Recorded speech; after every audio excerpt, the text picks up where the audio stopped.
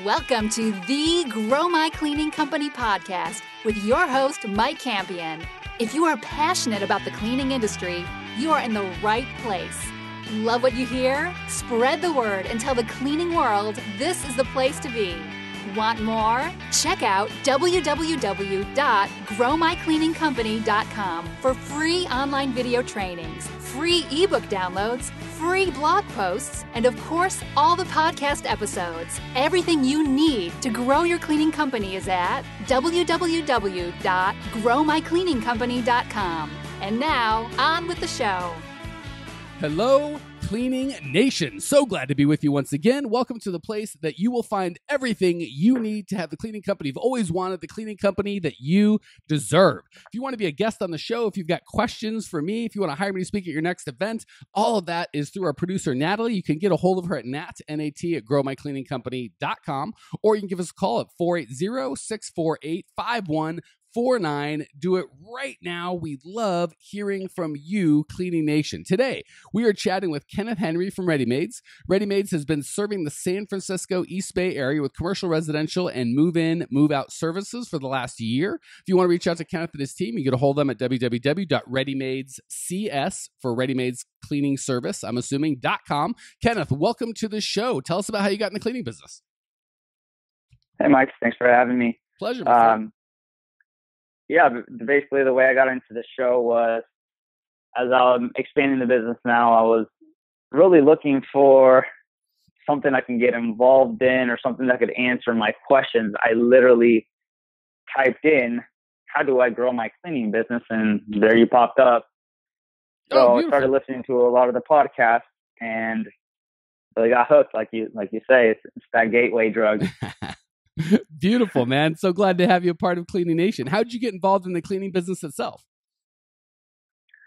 Yeah, so something I don't mention, or you can't tell from my name, but I'm actually first generation in the U.S. I'm Costa Rican. So basically my mom and dad came here from Costa Rica and they started working. My mom started as a cleaner and started her own business, which she purchased back in 93. So this was Ready Maids Cleaning Services. And she's been running the show for the last 20-something years. And although I have a background in health education, I really found myself dabbling in business. So I really didn't want the 9-to-5. I knew that business would be the route I was going to take. And I decided to quit my job and my job search and really help her expand the business and really make this something that she's always envisioned it to be. Man, if you've listened to the show for more than 17 seconds, you know that I have a soft spot, and my favorite human beings in the world are people that are first generation from other countries where maybe the opportunity wasn't the same, and come here and decide, you know what, I'm going to make something of myself. And that is, I love getting to talk to folks like that. And I'm honored to be able to serve you, Kenneth. So thank you for sharing your story. And shoot, let's just jump right in, man. How can I be of service to you today? Yeah. So today I'm really having issues with my margins. I'm noticing that as I'm growing, I'm not making the margins necessary to really put back into the business, take care of overhead, etc. Our situation is we have two owners of the business. So my thing really is, how do I sell the value and have that put into the margins to really feel comfortable with my clients paying for our services. All right. So when you say you have two owners, are you talking about you and your mom, or is there a third person? No, just two of us. Yeah. Okay. You and your mom. Mom and I. All right. Well, I love that. So gosh, let's address I don't want to say the easy one, but kind of the quicker one first, and then we'll hit the bigger one. So I know that a portion of you, because I talk to you all, Cleaning Nation day in, day out. I know that a portion of you have partners and have the same thing. Like, well, hey, if, a good margin is, 20%, and we've got a company doing $500,000, well, we're making $100,000, which sounds great, but there's two of us. So now we're only making $50,000 each. And that doesn't sound, how do we compete with people with only one owner? Does that encapsulate your concern, or did I put words into your mouth, or part of your concern, not the whole question? That's exactly correct. Okay. So the key piece of the pie that people that kind of do that math in their head are leaving out is, if you've just got two people and only one owner is active and the other owner is just taking a salary, you're just stuck. You've got to be a bigger company, and you're just stuck with that. But the reality is you've got a huge advantage over people that are single owner.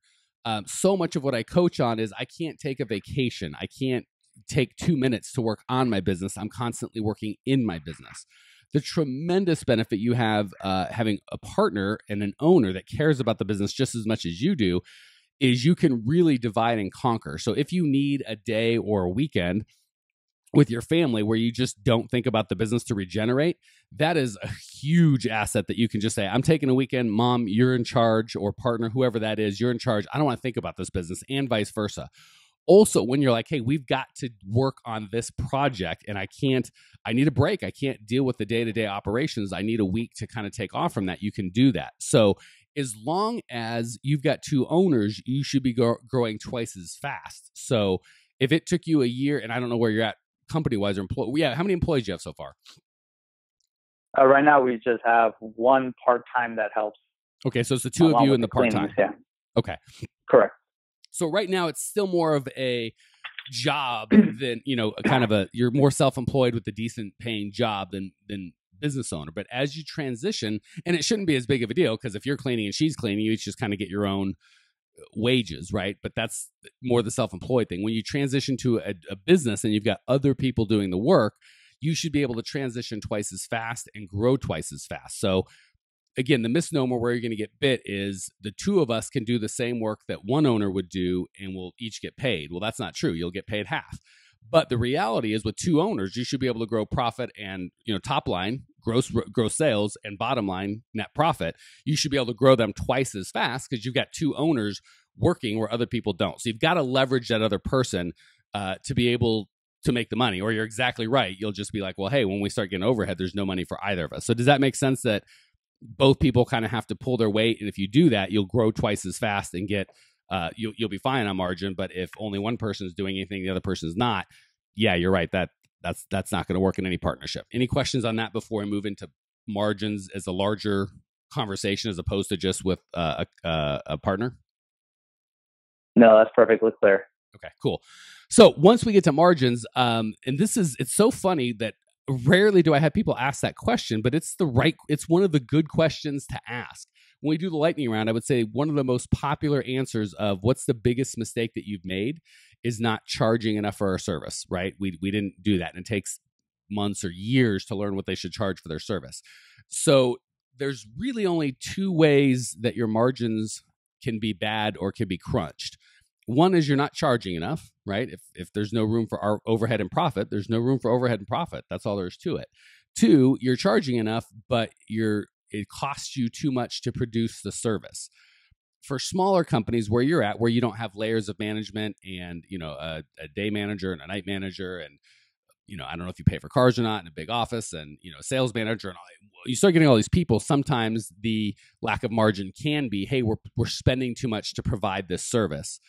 9 times out of 7 at your level, it's you're not charging enough for the margin, right? Is that so? So are you comfortable if those are the only two problems there's only two answers? One, you're not charging enough. Two, it's costing you too much to deliver the service, or even worse, both. Given that, do you have either of one of those that you're like, yeah, that's probably me and my company? Yeah, definitely undercharging. Okay, cool. So part of the problem, or I think the first part of the problem with undercharging comes in when people kind of think, and I'm not saying this is you, but you can let me know if it is, Kenneth, or your mom. People come in thinking that they love their customers, not thinking that they love their customers. They do love their customers, and they want to take good care of them, which is all good. The bad part is they make a wrong connection. And this is so much with business owners. They think A, and A is true, but then they assume B, which is not true, and then everything else in their business is a mess. So many owners of cleaning companies figure, because I love my customers and I want to treat them well, if I charge them, and I'm doing huge air quotes here, if I charge them too much, then I'm screwing them, or I'm taking advantage of them, or they'll discover me for the imposter that I am, and they'll realize I'm not doing anything magical. I'm just cleaning, and cleaning's not worth that kind of money. Any of that sound familiar to you, or is this totally over your head, or you're like, no, that's not in our company at all? Yeah, I've had situations where that's come up. Okay, cool. So let me link that properly in your mind. The most profitable companies in the world right now, I'm going to go 1 and 2 because they keep changing. The most valuable companies would be Google and Apple. The reason they're most profitable is not because their customers hate them or feel like they're taking advantage of them or think that they're screwing them or charging too much. They are. Is it fair to say people love Google and people love Apple? Yeah, of course. Okay. Some of the biggest margins in the freaking world. These iPhones they're selling for $700 cost like $190 or something. Massive margin. They have them all made overseas. Google, for crying out loud, is just selling air, right? They're just selling, ones and zeros arranged in a certain pattern for, you can get $100 a click nowadays, which is insane. $100 to post someone up on their search engine. For one, imagine how many searches are done over time. So the reason that their margins are so dang good and their customers love them is because margin is what is required to serve your customer. So many of us fall for this. I want the cheapest price. If it's $2, I want it for a nickel. Like whatever your price is, I want it less. And some of our customers say that, but 90% of them don't feel that. What they feel is, I want a superior service. I want to feel like I'm getting taken better care of than my neighbor. I want to feel spoiled. I want to feel like you're giving time back. I want to feel like you're solving a problem. I want you to make my life easier or better somehow. That's what they really want. So as long as you're chasing that myth of, I just want the cheapest thing, no matter what, I don't care. The good thing is we're selling a luxury, right? When you're selling milk, it might be, well, I just want it the cheapest I can get it. I need milk for my baby, and that's it. But we're not selling milk. We're selling a luxury, right? Nobody needs cleaning. Everybody can do it on their own.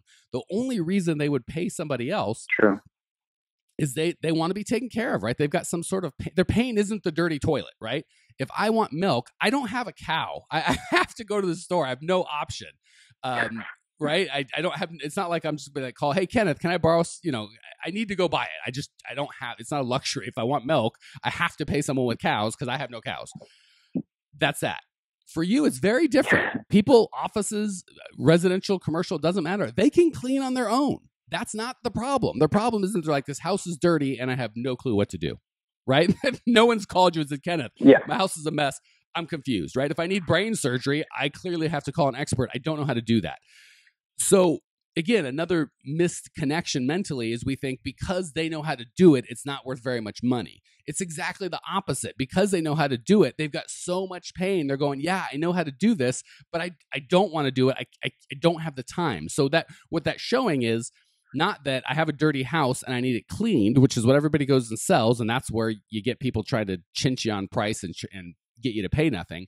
What they're really saying is the pain isn't my dirty house. The pain is I don't have the time to clean it. I don't have the emotional energy after working all day to clean it. I don't have the emotional energy after taking care of my husband and my kids or my wife and my kids to deal with this problem. So as soon as you move from I'm going to clean your toilet, and everyone knows that's a $5 an hour, $10 an hour task because everybody can do it. Stop selling that because you'll always fight on margin and move to I'm going to solve a problem that you have. All of a sudden the margins go up. So for me, when I help my customers, I charge a ton. And if I went into it thinking I'm going to talk with Kenneth on the phone for an hour and charge him $1,000 or whatever, that's insane. That's not worth it. But right, if I said, hey Kenneth, whatever, and I want to go over rates, but let's call it $1,000. That's a ton of money. Give me $1,000 and I'll spend an hour or so on the phone with you. You'd probably go, are you out of your mind? I'm not paying $1,000. I talk on the phone for free all the time. But if I said, Kenneth, give me $1,000 and I'm going to transform your business, all of a sudden you're like, well, hold on. That might be very worth it. Tell me more about that, right? So don't go in trying to sell talking on the phone, i.e. cleaning their house. Go in solving a problem, i.e. giving you time back with your family, making your business or your home a place that you want to be or your customers want to be, or is safe for your kids or healthy for your employees so they don't call in sick. Do you see the transformation I'm kind of putting together for you mentally? Yeah. Okay. So I got that. That's the big thing. You've got to understand what you're selling. As long as you're selling the wrong thing, i.e. sweeping and dusting, it's really hard to get margin for that. Once you start selling the right thing, solving problems, giving back time, helping people out of overwhelm, improving their lives, now all of a sudden appropriate margins make sense. That's the philosophical part. Let's talk about the tactical part. And this will be the last, and we'll hit the lightning round. Another big mistake people make is I couldn't ever charge $40 an hour, $50 an hour. I clean and it's not worth it. I don't have quote unquote a skill. So especially when they start cleaning themselves and they're like, well, I'll just charge $20 or $25 an hour because that's really good wages. I've never made $25 an hour before. Let me just charge that. And that'll be, again, am I scratching where you itch, or have I gone off on a tangent that's not resonating with you? Oh yeah. Okay. So yeah, you're exactly where I need to be right now. Okay, cool. And that means good. I'm good that you and I are on track, but that also means Cleaning Nation and I are on track because we want to help everybody. So the problem with that is again, you're making a huge poor assumption, right? If the assumption is there's two of us, how can we eat? We're going to make half as much. You're just stuck, right? You'll never get past that until you have the kind of the light bulb go on of, yeah, but there's two owners. You have to leverage that. You can grow twice as fast. Or ideally, you've got what's called synergy, meaning you can grow 3 times as fast because, in the Bible, there's a term of, if there's one guy and he falls into a pit, he's stuck. But if there's 2 of you, the other guy can help you out of the pit. So there's synergy, right? 2 people can accomplish more than one person, more than twice what one person can accomplish, right? There's synergy in teams. So 1 + 1, when you have teamwork, can equal 3. That's the value. Once you start seeing that, you go, oh, I've actually got an advantage with my partner over people all by themselves. If they fall into a pit, so to speak, in business, they have no one to get them out. Whereas I have my partner that I can lean on. The same exact thing has to, so that's the limited thinking that can stick you. The limited thinking here is I'm getting paid $25 an hour to clean. That's a lot of money. The problem is you're overlooking, you're not getting paid $25 to clean. How did you get that account? Well, they probably called you on your cell phone, which cost you money, or responded to a website that you built, which cost you money, not only to build, but to maintain. And then you had to go out there, which cost you time, and you didn't get paid for that, or create a bid for them, whether you emailed or go out. That all costs time. And then some of them say no. So that was all just time wasted. So you don't clean 40 hours a week. First of all, you shouldn't be cleaning at all, but in the place that you're at, you're probably realizing with your business, like I can clean 20, maybe 25 hours a week. And if I'm running a business that's growing, I have to do all these other things, right? So they're not paying the $25 an hour for you to clean. They're paying for a system. The same problem they have is it's overwhelming. And sometimes I don't want to clean or I don't feel like cleaning. Well, guess what? Sometimes you don't feel like cleaning, but you've got to do it. You've got to be there. And if you're not there, you've got to get an employee, and that costs money and takes time. You have to have ads out and insurance and an office and overhead and supplies. And there's all this stuff that goes into it. So you're really fooling yourself when you think I came for an hour and cleaned, and they gave me $25. Therefore, I made $25 an hour. It's like, no, when you put in all the expenses and time it really costs to provide that hour of cleaning, you probably made closer to $3 an hour. So you've really got to understand when they pay you for that 1 hour of cleaning, they can't just pay for that. They have to buy all the other stuff, right? Like when I go to Apple and go, I just want to give you $180 for this phone, or I'll give you $200 so you can have $20 in margin. They go, whoa. We've got $100 million in research and development. We've got a payroll of people that manage the supply chain to get that phone from China to here that costs, $1 million a day just to keep running, or whatever the case may be. So they understand they're providing a result, and that's what they're charging you for. So the big thing is you've got to move from, I'm just getting paid for this cleaning hour right now, because you're not. It takes so much more to provide that result. Does that make sense? Yeah, it does. Okay. Before we hit the lightning round, any questions? I want to make sure you're comfortable on margins, and I've given you enough to go out there and start pricing appropriately. In Cleaning Nation, we've done a ton of podcasts on the physical. Here's how to actually do the numbers. We don't have time to get into that now, but that's out there. Just check out the other podcasts. I'll try and put a link to 1 or 2 episodes. Any other questions before we hit the lightning round, Kenneth? No, I mean, this was pretty straightforward. I mean, I'm in an area to where margins should be pretty high, and I'm not charging for the value that we do provide. So I really appreciate it. Thank you. Yeah, and for all of you in the United States, San Francisco, well, even globally, San Francisco is one of the wealthiest zip codes in the world. So absolutely, Kenneth, if you can't get margin, there's no chance for the rest of us. And I could just tell you on a personal note, I coach people that are getting excellent margins in that area, all up and down the West Coast from LA all the way up to San Francisco. So it's definitely not, quote unquote, the market that won't pay. They'll pay. I guarantee from personal experience, that is a great market to be in. All right, let's hit the lightning round. I'm going to give you 3 quick questions. You're going to give me 3 amazing answers. Question number 1, what's the best piece of advice you've ever received, Kenneth? All right, best piece of advice, I'd say, on a business standpoint, I was always told to know my deal. And that really stuck with me every business job that I had, because if you don't know it, you're going to get sunk in one way or another. And on a personal note, I've heard this saying, and it just resonates so well with relationships. It's that even a broken clock is right twice a day. All right, preach it. And I got to say, on the know your deal, it's funny, and from my perspective, that's really what we've been talking about this whole time, right? If you or Cleaning Nation is confused and thinking that they're providing hand in toilet or body behind vacuum, you don't know your deal, and you're never going to be able to price right. But once you understand your deal and you know what you're really selling and really offering, life gets better. All right, sorry, I promise I'm off my soapbox. Question number 2, what's the biggest mistake you've made in the cleaning business that we can all learn from? Yeah, so going off that know your deal topic, the biggest mistake I made was to put multiple big jobs together in a single day with one crew.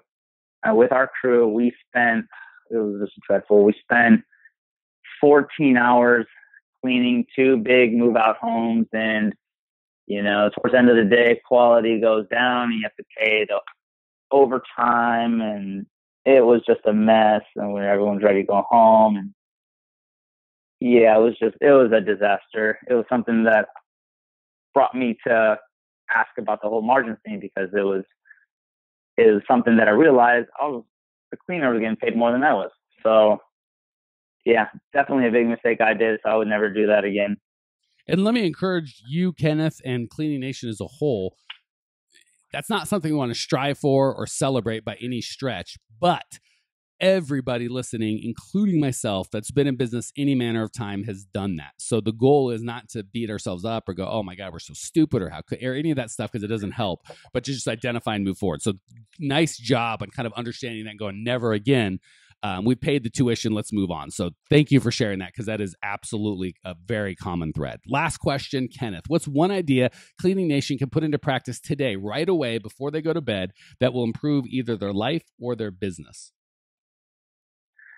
Yeah, one idea I would say would be definitely to write down any and all ideas that you have, whether it's throughout the day. Have something on you that you can pencil down, whether it's your cell phone or a little notebook, because although you won't use all of your ideas, I've always found that some ideas have either been answered or have been a reoccurring theme, and I end up just incorporating it in the business.